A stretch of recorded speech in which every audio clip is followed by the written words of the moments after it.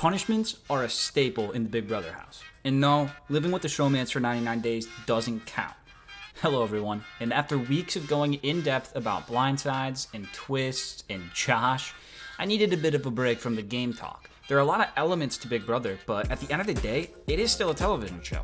And when game talk is at a minimum, Big Brother has to fill in the empty space with some antics. One of the most prominent time fillers are the punishments. Throughout the season, whether it be from a comp, a fan vote, or whatever, punishments are inflicted upon certain house guests as an added layer to the show and the dynamics as a whole.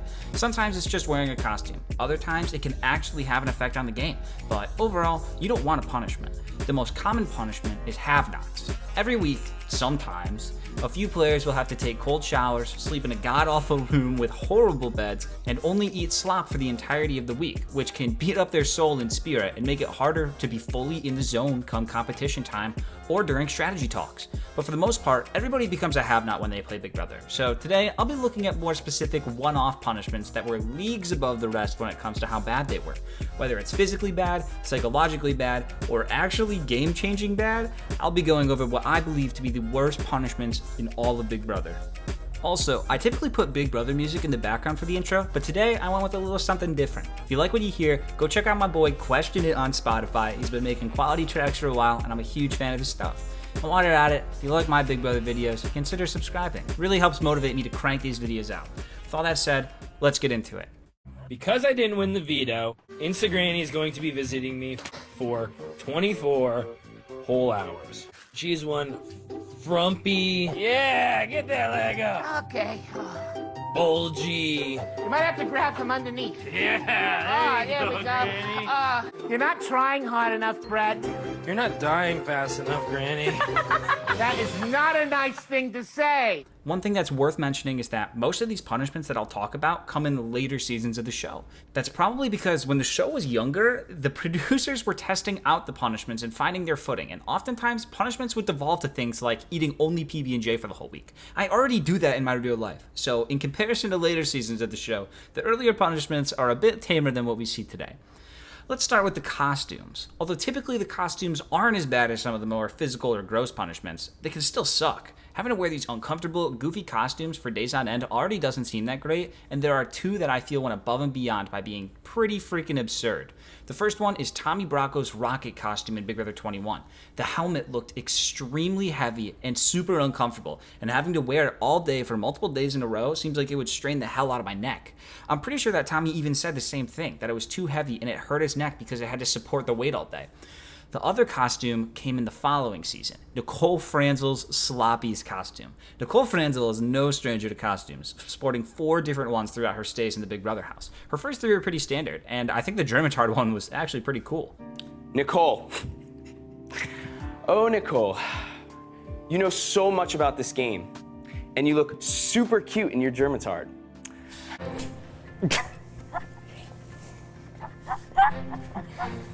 Oh, no hard feelings, I guess.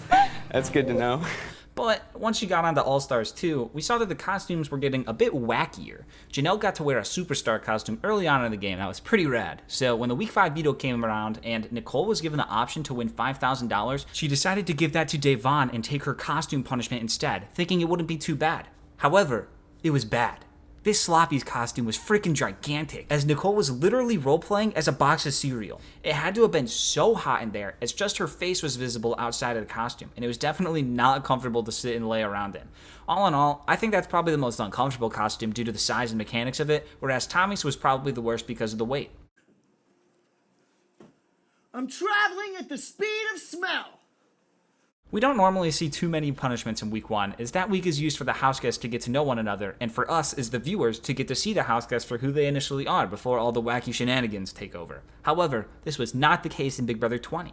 We got to see Sam Bledsoe lose a competition in the first couple days, and as a punishment, had to switch between being herself and as a robot throughout the first round of the game. Sam would periodically be replaced by this robot, and Sam would have to communicate through said robot while she was somewhere else, nowhere to be seen.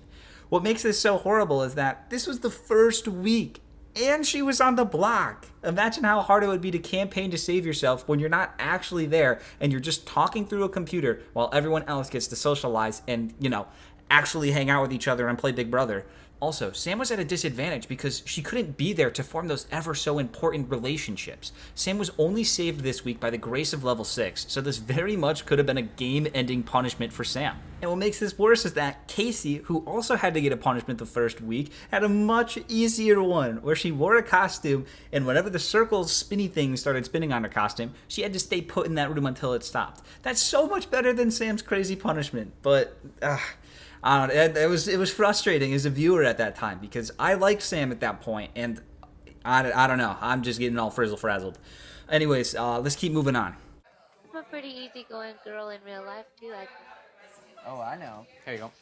Good Ready? night, Scotty. Thank you for making my tea and doing the dishes. No problem. Good night. You're the best. Sleep tight. Dream Good of night. terabytes tonight. Another pretty common punishment is the tether. One house guest has to be tethered to another for a day or two and must go wherever the other person goes. The bathroom, the bed, whatever. This can stifle game talk if you're tethered to the wrong person. The most famous example of this punishment is Brittany and Brendan in Season 12, or if you're a slightly newer viewer, Caleb and Victoria from Season 16. However, I think the worst punishment of this was in Season 19 with Paul and Christmas, who had to be tethered together as a pair of skydivers. The reason this is the worst one is strictly because of the fact that Christmas had a broken foot and had to move around on a scooter, making traveling for the both of them just that much harder. And they had to do it for 48 hours. Overall, just doesn't seem like a good time. Look, I'm Mike Rudolph, only a lot hairier. So hairy. Mush! Mush! Oh, you look miserable. Another punishment that we've seen a couple times is the do blank 2,400 times in 24 hours. These are brutal, so I'll include both here. Brittany in Big Brother 16 had to do 2,400 goals in 24 hours, which really hurt her toe and back. And Shelly on Big Brother 17 had to fight 2,400 battles in 24 hours, which also looked severely exhausting. If either failed, they'd be unable to compete in the next veto comp, which makes it risky to not complete the punishment. Both were able to do so, but I'll just say, if I ever had to do these, I'd take a real in-depth look at my positioning to see if I could manage to get by without playing in the next veto comp, because those are just so physically demanding, and I don't think I could do it. So, Britt, you just have to do 100 per hour. At least 2.5 kicks a minute. Not a chance. Wow. Now that we've gone through those pretty bad punishments, let's get into the ones that I personally think are the worst. The last semi-common punishment seen many times on Big Brother is 24 hours of solitary confinement. In the Big Brother house, you're already bored as hell, and all you have to do is basically sit around and talk to your fellow house guests. Take that away for 24 hours, and that's just a recipe for going crazy. Hey, he's hungry in there. The animal's hungry in there, yeah. You know, I don't know what he looks like. You better come out with like a full-grown beard. I want a beard, maybe like missing a tooth. You know what I mean? I want him to come out rugged. Usually, there's an additional twist on top of the solitary confinement, which makes it just that much worse. The worst one, by far, in my opinion, is Judd's solitary confinement in Season 15. Every 9 or 10 minutes, an alarm clock went off in the room he was in, and he had to get up and turn it off. Every 10 minutes for 24 hours. That's the equivalent of snoozing your alarm clock all day long. You never get any sleep, and overall, it just seems like the most exhausting punishment to me, on top of being alone for 24 hours. I know I've said this so many times in this video, but it's just brutal. Now, that was basically the end of what we would call, I guess, the common punishments. But these last two are definitely the biggest punishment ever. The first one is definitely the biggest game-affecting punishment. It came during a what would you risk type veto in Big Brother 8. During this comp, the players would be asked how much they would risk on a specific subject. An example being up to $250,000, how much money from the grand prize would you be willing to give up to charity if you won? The player who risked the lowest amount would be eliminated from the competition, but the twist comes into play here, where whoever risked the highest amount would have to endure whatever they just risked, and everyone else in the middle gets off scot-free. One of the questions was, how many of the following HOH competitions would you be willing to sit out? Jameka, who wasn't even in danger this week, was a real true ally, and she went all in and said she would sit out of the maximum amount, 5 HOH competitions. She risked the most that round, so therefore, she could not participate in the next 5 HOH comps. 5! Back in the day, that was like half of the HOHs for the entire season. This was already a few weeks in, so the next opportunity Jameka had to win HOH was at the Final Four. Although this gives her absolutely no power for such a long time, it may have been a benefit to her game, as her enemies didn't target her because they knew she could never target them and she could never play in an HOH. Overall, it's definitely the most game-altering punishment that Jameka brought on herself. The funniest thing is, she didn't even win the veto that week, so it was all for nothing. Kale also had to sit out of the next 5 HOH comps, and on top of that, had to be on slop for the next 30 days or something. But she was evicted later that week, so she didn't actually have to go through with any of the punishments. But Jameka did, because she made it all the way to the Final Four, so she was definitely the real loser in terms of this punishment. Hours shortage! What does this mean? Out of the next 5 head of household competitions, how many are you willing to not participate in?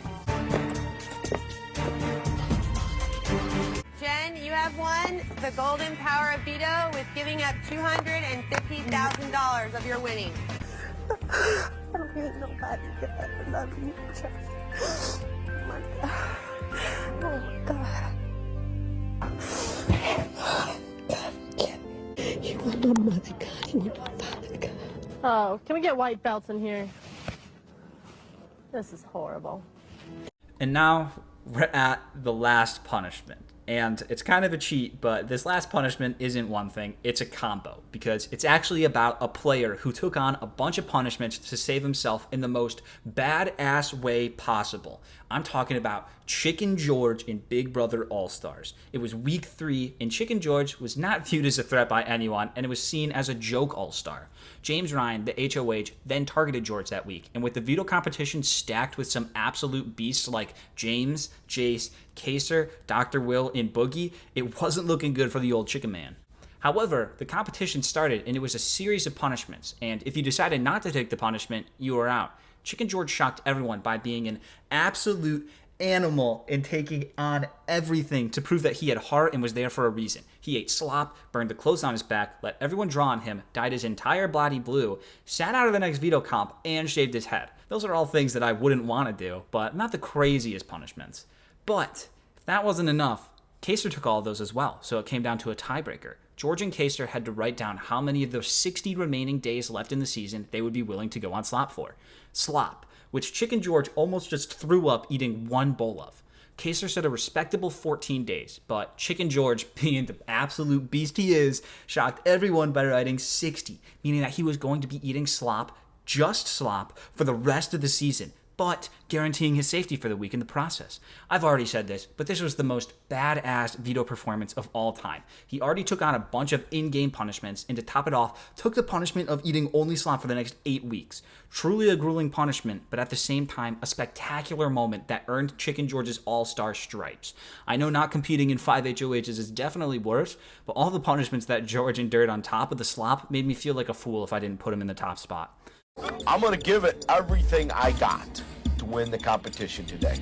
But once again, I feel like David fighting Goliath out here, but hey, sometimes you never know what can happen. Yeah! Get George. You get up! Oh. This will make you a soldier, George. You Jedi soldier. We're bald. You look like you're the 47-year-old Brad Pitt. Okay, thanks. You're welcome. This may be the greatest veto competition ever, baby. How many consecutive days would you be willing to go on slop to win this veto comp? These people have no idea what it feels like to be on the slop. And I'm looking at Chicken George like, you don't know what you're doing. You're going to beg for mercy. Kaser, 15. I'll take them all. George, 60 days. Oh. Congratulations, Chicken George. You know, I'm thinking, okay, this morning while I'm gone home, and all of a sudden, I'm back. I'm staying for at least another week. And there we go. It was nice taking a little break from the game talk and exploring some of the other facets of Big Brother. With that being said, though, punishments can definitely still affect the game more than you'd think, even if it's as simple as wearing a house guest down. I'm looking at you, Paulie. It's a part of the show that I enjoy watching, and I'm glad that they're there. If you enjoyed this video, consider subscribing, because you've all been killing it recently with the support and giving me confidence to post things I wouldn't normally post, like an entire video about Josh. I hope you all have a great day, and of course, here's a clip for you on your way out. With that kid since week one. Since week one, that kid was my friggin'... That was my everything. The hardest part about it is that I'm a competitor and I know I'm going for this veto and I know I'm gonna win it. Then he's going home. It almost makes me not even want to win it just to keep him here.